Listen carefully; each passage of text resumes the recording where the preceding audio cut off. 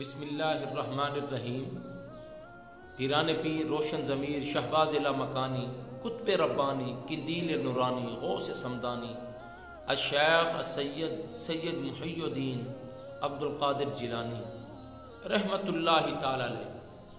آپ کے بارے میں شیخ مدین فرماتے ہیں کہ میں آپ سے ملنے کے لیے آیا، وہ قحط کا زمانہ تھا، مشرق و مغرب، شمال و جنوب، ہر طرف قحط ہی قحط تھا، تو میں آپ سے ملنے کے لیے آیا۔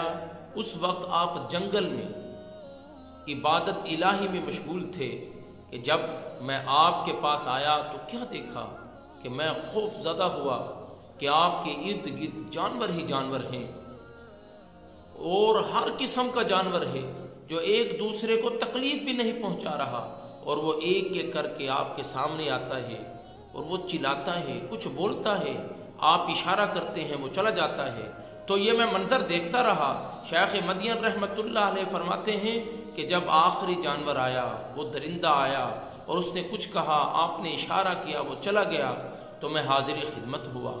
میں نے عرض کی، اے شیخ یہ کیا ماجرا ہے؟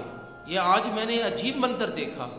آپ نے فرمایا کہ قحط ہے، اور یہ مجھ سے التجا لے کر آئے تھے، درخواست لے کر آئے تھے کہ ہم قحط کی وجہ سے پریشان ہیں، اب ہمیں رزق کہاں ملے گا؟